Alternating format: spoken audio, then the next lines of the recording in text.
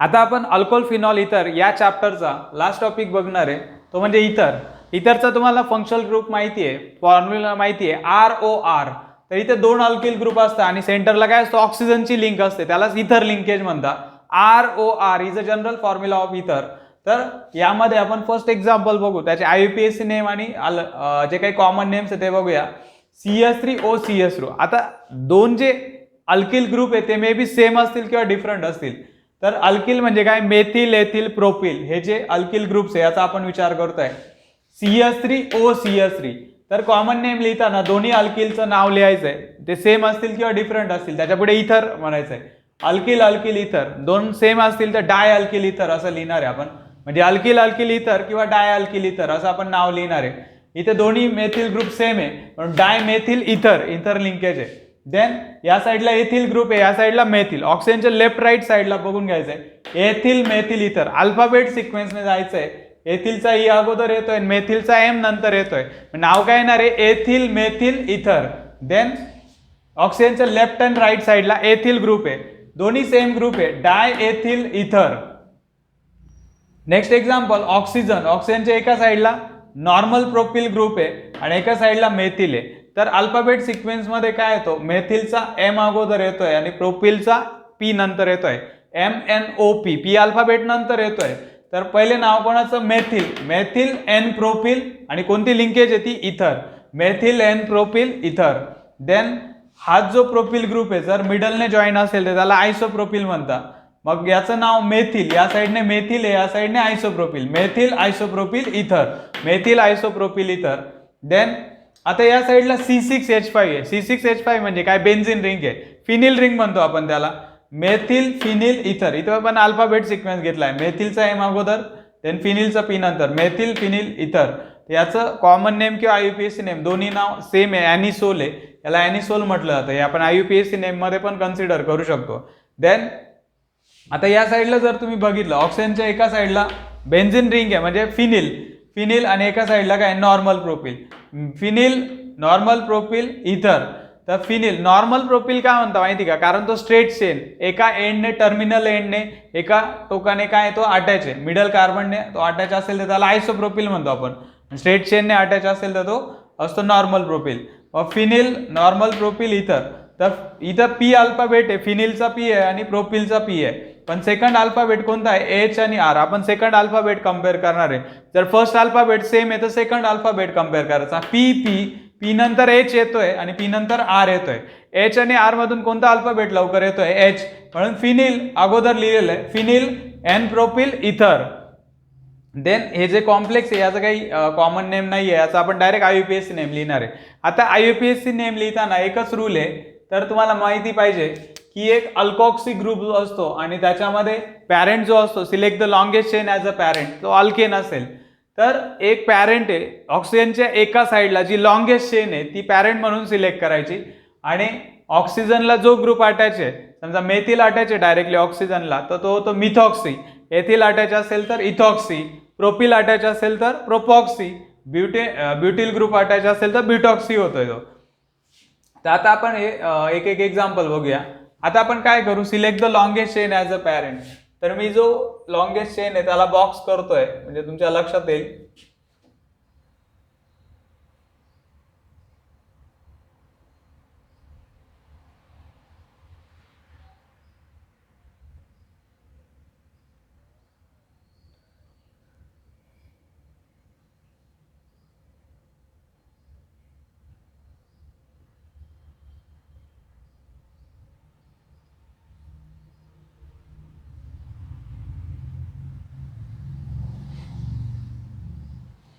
आता आपण काय केलेलं आहे की select the longest chain as a parent. या साईडला मेथिल आहे, या साईडला मेथिल आहे, मग आपण कोणत्या ग्रुपला पॅरेंट कन्सिडर करू शकतो, याला बॉक्स केलेला आहे. तर हा मेथिल ग्रुप कुठून आलेला आहे, मिथेन पासून आलेला आहे. म्हणजे इथे पॅरेंट कोण आहे, मिथेन. आता मिथेन मध्ये वन हायड्रोजन कशाने रिप्लेस झाला आहे, तर मेथिलला जेव्हा ऑक्सिजन अटॅच असतो तो काय असतो, मिथॉक्सी. मिथॉक्सी मिथेन म्हणजे जणू काही मिथेनचा जो फॉर्म्युला आहे CH4, या CH4 मध्ये एक हायड्रोजन कशाने रिप्लेस झालाय, मिथॉक्सी ग्रुपने. तर हा मिथेन आहे, तर हा मिथेन पासून आलेला आहे, मिथॉक्सी मिथेन. आलंय लक्षात. आता पुढचा पार्ट बघू आपण. सेकंड एक्झाम्पल, हा मिथॉक्सी ग्रुप आहे. एका साइडने लॉंगेस्ट चेन 2 कार्बनची आहे, एका साइडने 1 carbon. Select the longest chain as a parent.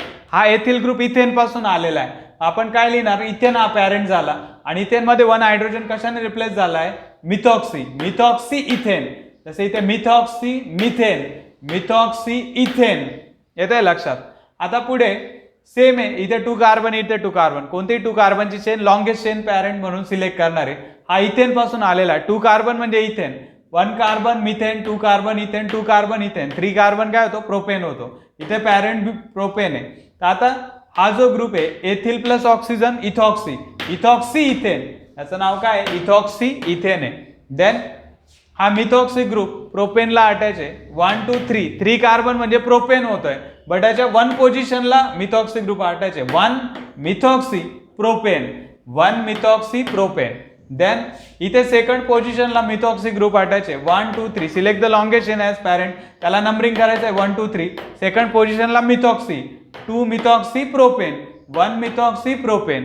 फरक कळतोय तुम्हाला. इथे मिथॉक्सी प्रोपेन मध्ये फर्स्ट कार्बनला अटॅच आहे, इथे सेकंड कार्बनला. बाकी त्यांचा मॉलिक्युलर फॉर्म्युला सेम आहे, फक्त स्ट्रक्चर डिफरंट आहे. देन इथे बेन्झिन हा पॅरेंट असेल. बेन्झिनला मेथिल प्लस ऑक्सिजन म्हणजे मिथॉक्सी अटॅच आहे, याचं नाव मिथॉक्सी बेन्झिन. आणि दुसरं नाव आपण काय लिहू शकतो, ॲनिसोल. ॲनिसोल हे IUPAC नेम पण कन्सिडर केलं जातं.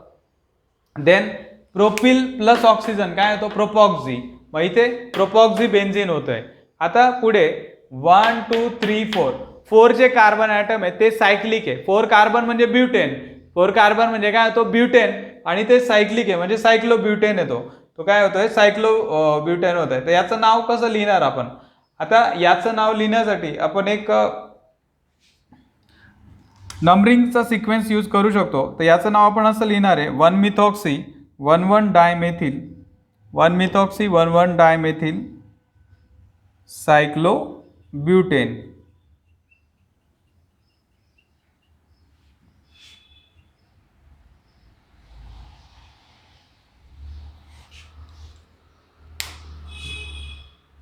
आता बघा आपण काय केलेलं आहे की जो सायक्लोब्युटेन आहे, कारण इथे एकच कार्बन आहे, ऑक्सिजनच्या एका साईडला एक कार्बन आहे, इथे किती 4 कार्बनची चेन आहे.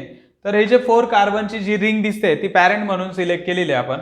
तर हा मिथॉक्सी ग्रुप याला अटॅच आहे 1 पोझिशनला. 1 2 पोझिशन इकडे केलेली कारण इथे 2 ग्रुप अटॅच आहे. जिथे जिथे ग्रुप अटॅच आहे तिथे नंबरिंगला फर्स्ट प्रायोरिटी द्यायची. 1 2 हा फंक्शनल ग्रुप आहे म्हणून याला 1 नंबर. 2 पोझिशनला मेथिल ग्रुप आहे 3 4. 4 कार्बन म्हणजे काय, तो सायक्लोब्युटेन आहे. तर पॅरेंट सायक्लोब्युटेन आहे. याच्या 1 पोझिशनला methoxy, 1 methoxy 2 2 dimethyl, 1 methoxy 2 2 dimethyl. कारण सेकंड पोझिशनला काय अटॅच आहे, इथे 2 मेथिल ग्रुप अटॅच आहे. 1 मिथॉक्सी 2 2 डायमेथिल सायक्लोब्युटेन. 4 कार्बन आहे आणि सायक्लिक आहे. 4 कार्बन ब्युटेन असतं आणि सायक्लिक असेल तर सायक्लो वर्ड आहे, सायक्लोब्युटेन आहे. 1 मिथॉक्सी 2 2 डायमेथिल आणि हा काय आहे, सायक्लोब्युटेन आहे. मग सायक्लोब्युटेनला 1 पोझिशनला मिथॉक्सी आणि 2 पोझिशनला 2 मेथिल ग्रुप अटॅच आहे.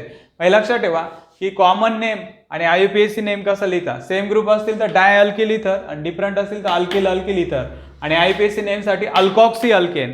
ऑक्सिजनच्या एका साईडची चेन लॉंगेस्ट चेन पॅरेंट म्हणून सिलेक्ट करायची आहे. आणि दुसरा पार्ट मिथॉक्सी इथॉक्सी प्रोपॉक्सी असं लिहायचं आहे. आता आपण इथरचं प्रिपरेशन बघू. तर 2 इम्पॉर्टंट रिॲक्शन आहे. यामधली जी फर्स्ट आहे सेकंड आहे ती खूप महत्त्वाची, बोर्डला विचारली जाते. आता बघा काय प्रिपरेशन ऑफ इथर. फर्स्ट रिॲक्शन आहे डिहायड्रेशन ऑफ अल्कोहोल. डिहायड्रेशन म्हणजे लॉस ऑफ वॉटर. डिहायड्रेशन म्हणजे काय होतं इथे, लॉस ऑफ वॉटर. तर H2O लॉस होतोय. तर वॉटरचा लॉस झाल्यानंतर ही रिॲक्शन होते. वॉटर इज इलिमिनेटेड आणि ते कॉन्सन्ट्रेटेड सल्फ्युरिक ऍसिड यूज केला जातोय. सल्फ्युरिक ऍसिडला एक नाव दिलं गेलंय डिहायड्रेटिंग एजंट, कारण तो वॉटर ऍब्झॉर्ब करतोय. वॉटर जो मॉइश्चर आहे तो ऍब्झॉर्ब करतोय. मग तो अल्कोहोल मधून वॉटर काय करतोय, इलिमिनेट करतोय. 2 molecules of ethyl alcohol they undergo condensation to release the water molecule. तर यातून काय होतंय, वॉटर मॉलिक्यूल रिलीज होत आहे in presence of dehydrating agent concentrated sulphuric acid at 413 kelvin. हे टेम्परेचर खूप महत्वाचं आहे. याच टेम्परेचरला इथर तयार होतो. जर थोडंसं टेम्परेचर वाढलं की अल्कोहोलमधून वॉटर इलिमिनेट होणारच आहे, पण त्या इथे इथरच्या ऐवजी काय तयार होतो, अल्किन तयार होतो. काय तयार होतो, अल्किन. म्हणजे बघा इथे काय होऊ शकतं, जर टेम्परेचर वाढतंय, एक गोष्ट होऊ शकते, टेम्परेचर वाढलं की याचा एथिल अल्कोहोलमधून एक हायड्रोजन आणि OH ग्रुप रिलीज होतो आणि इथे अल्किन तयार होत आहे. म्हणून टेम्परेचर खूप महत्त्वाचं आहे. या स्पेसिफिक टेम्परेचरलाच काय होते, ही रिॲक्शन होते. तर आपण असं लिहू शकतो, two ethyl alcohol, two molecules of ethyl alcohol they undergo condensation किंवा रिलीज ऑफ किंवा लॉस ऑफ H2O किंवा dehydration to give the diethyl ether. मग कसं तयार होतं बघा, एथिल अल्कोहोलचा एक मॉलिक्यूल, एथिल अल्कोहोलचा सेकंड मॉलिक्यूल, असा उलटा लिहिलेला आहे. मग याचा OH ग्रुप, याचा पण OH ग्रुप दिसतोय, याचा H आणि याचा OH, यातून काय रिलीज होतं, H2O. मग उरलेला पार्ट जॉईन करू आपण, ethyl oxygen ethyl, ethyl oxygen ethyl. म्हणजे काय तयार झालं, ऑक्सिजनला दोन एथिल ग्रुप अटॅच होता, डाय एथिल इथर, इथर लिंकेज तयार होते. काय तयार होते, इथर लिंकेज. मग इथे दोन अल्कोहोल मॉलिक्यूल आहे, त्यातून काय होतंय, डिहायड्रेशन, लॉस ऑफ वॉटर होतोय. आणि मग इथे काय तयार होतंय, इथे इथर तयार होतंय. या रिॲक्शनचा एकच ड्रॉबॅक आहे. ड्रॉबॅक म्हणजे काय, याच्यामध्ये या रिॲक्शनचा फॉल्ट काय आहे की थोडंसं टेम्परेचर वाढलं तर इथरच्या ऐवजी काय तयार होतो, अल्किन. कारण इथून H2O लॉस होतो आणि इथे डबल बॉन्ड येतोय, अल्किन तयार होतोय. तर तुम्हाला एंट्रन्सला विचारलं जाईल, जर टेम्परेचर 453 असेल, 413च्या जागेवर थोडं टेम्परेचर अजून वाढतंय, तर इथे टेम्परेचर दिलेलं आहे, टेम्परेचर सांगितलंय 443 असेल तर इथे अल्किन तयार होत आहे. म्हणजे 443 केल्विन टेम्परेचरला काय तयार होतो, अल्किन. जर टेम्परेचर वाढलं तर अल्किन तयार होत आहे, येत आहे लक्षात. आणि हे टेम्परेचर असेल तरच काय तयार होणार आहे, इथर तयार होणार आहे. हे लक्षात ठेवा, हा ड्रॉबॅक आहे या रिॲक्शनचा. म्हणून यासाठी अल्टरनेट अशी रिॲक्शन तयार केली का त्या रिॲक्शनने आपल्याला बरोबर इथरच मिळेल. मग आता सेकंड रिॲक्शन बघूया, विलियमसन सिंथेसिस ऑफ इथर. ही खूप महत्वाची, बोर्डला विचारली गेली, एंट्रन्सला पण विचारतात. तर यामध्ये दोन वेगळे आपण काय करणार आहे, रिॲक्टंट घेणार आहे. एक आहे मेथिल ब्रोमाइड आहे, एक अल्किल हॅलाइड आहे आणि एक सोडियम अल्कॉक्साइड. सोडियम अल्कॉक्साइड काय असतो माहिती का, अल्कोहोलची जेव्हा सोडियम बरोबर रिॲक्शन होते तेव्हा हा प्रोडक्ट तयार होत आहे. मी हा प्रोडक्ट कसं तयार होत आहे ते तुम्हाला डिटेल सांगतोय. तर बघा, समजा माझ्याकडे अल्कोहोल मॉलिक्यूल आहे ROH, याची सोडियम बरोबर रिॲक्शन झाली. समजा 2 अल्कोहोल मॉलिक्यूल घेतले आणि 2 सोडियम, तर अल्कोहोलचा जो हायड्रोजन आहे त्याच्या जागेवर कोण येतोय, सोडियम. तर 2RONA तयार होतं आणि हायड्रोजन गॅस काय होतं, रिलीज होतो. Wien alcohol react with sodium metal, तर इथे हायड्रोजनच्या जागेवर कोण येतंय, सोडियम. तर सोडियम अल्कॉक्साइड. ऑक्साईड म्हणजे काय असतो, जसं कार्बन बरोबर ऑक्सिजन असेल तर तो ऑक्साईड असतो, बरोबर आहे. इथं अल्किल ग्रुप बरोबर काय आहे, ऑक्सिजन आहे, म्हणून तो अल्कॉक्साइड आहे. तर सोडियम अल्कॉक्साइड. मेथिल असेल तर सोडियम मिथॉक्साइड, एथिल असेल तर सोडियम मिथॉक्साइड. हे लक्षात असू द्या की हा रिॲक्टंट येतो. हा रिॲक्टंट कुठून आलेला आहे हे तुम्हाला समजलेलं आहे. आता आपण यातला महत्त्वाचा भाग बघू की एक्झॅक्टली रिॲक्शन कशी होते. आता बघा, आपण दोन वेगवेगळे रिॲक्टंट घेतले. Methyl bromide react with sodium ethoxide, methyl bromide react with sodium ethoxide to give the by product sodium bromide. Sodium bromide by product तयार होत आहे. आता याचा Na आणि याचा Br, NaBr हा सॉल्ट काय होतो, वेगळा होतो. मग राहिलेला पार्ट जॉईन करू, एथिल ऑक्सिजन आणि मेथिल.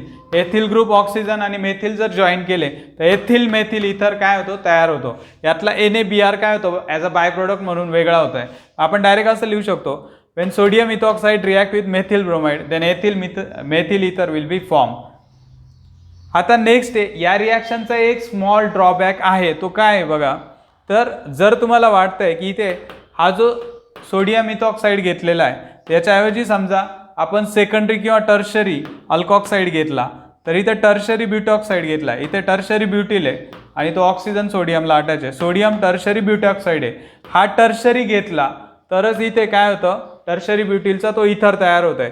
टर्शरी ब्युटिल, सोडियम टर्शरी ब्युटॉक्साइड, हा टर्शरी ब्युटिल आहे. जसा हा एथिल होता म्हणून इथॉक्साइड, हा टर्शरी ब्युटिल आहे म्हणून टर्शरी ब्युटॉक्साइड.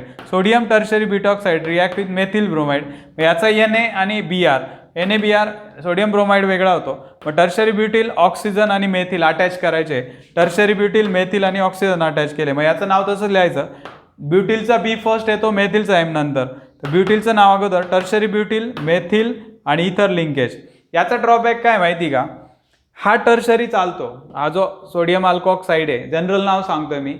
एनी अल्किल ग्रुप असेल त्याचा ऑक्साइड अल्कॉक्साइड. सोडियम अल्कॉक्साइड हा कोणताही असेल, पण लक्षात ठेवा हा प्रायमरी असला तर चालतो, सेकंडरी पण चालतो आणि टर्शरी पण चालतो. हा जो R ग्रुप आहे तो प्रायमरी चालतो, सेकंडरी चालतो, टर्शरी चालतो. तसा असेल तरच इथर मिळणार आहे. पण याचं जर अपोजिट केलं मी, इथे मी मेथिल लिहिलं आणि इकडे काय लिहिलं टर्शरी ग्रुप. जर तुम्ही टर्शरी अल्किल हॅलाइड घेताय तर इथे अल्किन तयार होतं, इथे इथर मिळणार नाहीये. मग बघा हा जो आहे ना हा प्रायमरीच पाहिजे. हा काय पाहिजे? प्रायमरी पाहिजे. हा प्रायमरी पाहिजे. हा प्रायमरी सेकंडरी टर्शरी चालतो. ही कंडिशन आहे या रिॲक्शनसाठी. जर तुम्ही टर्शरीचा अल्कॉक्साईड घेताय तर चालेल, सेकंडरीचा चालेल, पण इकडे जो अल्किल हॅलाइड आहे तो प्रायमरीच घ्यायचा. प्रायमरी असेल तरच आपल्याला काय मिळणार आहे? इथर मिळणार आहे. प्रायमरी म्हणजे समजतंय ना, when the carbon atom is directly attach to only one carbon which is called as a primary, याला फंक्शनल ग्रुप अटॅच आहे. सेकंडरी कार्बन काय असतो? सेकंडरी कार्बनला 2 कार्बन डायरेक्टली जॉईन असतात, त्याला फंक्शनल ग्रुप असतो. टर्शरी कार्बन काय असतो? तर या कार्बनला, मिडल कार्बनला 3 कार्बन डायरेक्टली जॉईन असतात, पुढे फंक्शनल ग्रुप किंवा ग्रुप असतो. हा टर्शरी कार्बन आहे. तर हा प्रायमरीच पाहिजे. अल्किल हॅलाइड प्रायमरी असेल तरच इथर मिळतो. अल्किल हॅलाइड जर तुम्ही सेकंडरी टर्शरी घेतला तर विषय इथं बदलतोय पूर्ण. इथं अल्किन मिळतंय, इथर मिळणार नाहीये. ही कंडिशन आहे, लक्षात ठेवा. तर आपल्याला असं करायचं आहे की हा जो अल्किल हॅलाइड आहे हा प्रायमरी पाहिजे आणि जो अल्कॉक्साईड आहे तो प्रायमरी सेकंडरी टर्शरी कोणताही चालेल. तर ही कंडिशन लक्षात ठेवा. तर या बेसिसवरती सीईटीला पण क्वेश्चन विचारला जाऊ शकतो. आता यामध्ये आपण फिजिकल प्रॉपर्टी बघणार आहे. फिजिकल प्रॉपर्टीज काय? तर बोथ इथर दे आर गॅसेस, डायमेथिल इथर आणि एथिल मेथिल इथर. हा डायमेथिल इथर आणि एथिल मेथिल फर्स्ट टू जे आहे ते इथर आहे. Ether are colourless liquid with the pleasant odour. तर इथरला स्पेसिफिक ऑर्डर असतो, स्मेल असतो. Then lower ether are highly volatile and highly inflammable substance.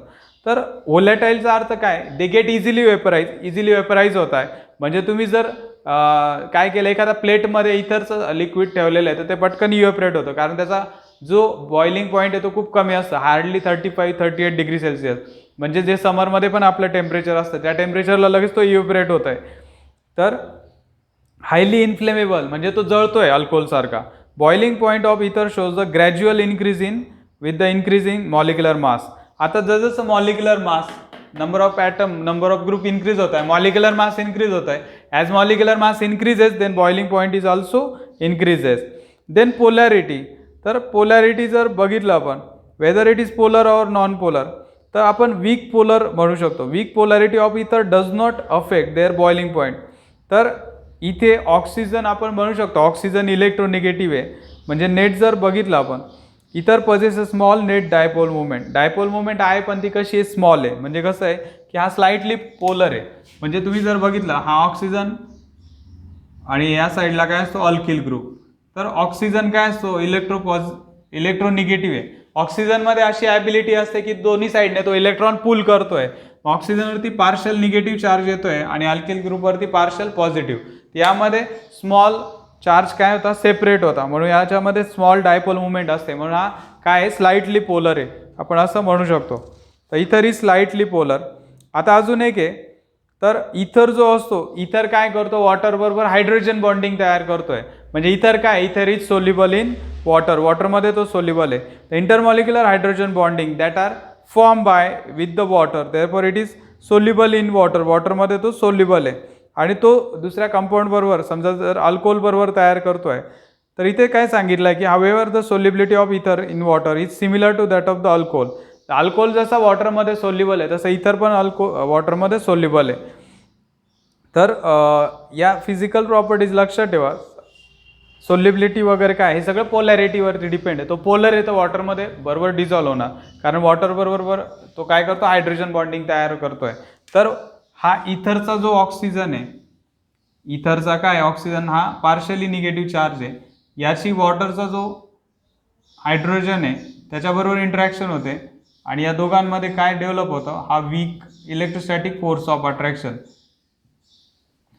तर इथरचा जो इलेक्ट्रोनिगेटिव्ह ऑक्सिजन आहे तो आणि वॉटरचा इलेक्ट्रोपॉझिटिव्ह हायड्रोजन, तर हा निगेटिव्हली चार्ज आणि पॉझिटिव्हली चार्ज दोघांमध्ये इलेक्ट्रोस्टॅटिक फोर्स ऑफ अट्रॅक्शन तयार होतं. म्हणजे तो वीक बॉन्ड असतो हायड्रोजन बॉन्ड, त्याला हायड्रोजन बॉन्ड म्हणतात. तर हा जो दाखवलेला आहे इथे हा काय? वीक बॉन्ड आहे, त्याला काय म्हणतात? Hydrogen bond. तर आता हा टॉपिक तुम्हाला समजला असेल. आता आपण रिॲक्शन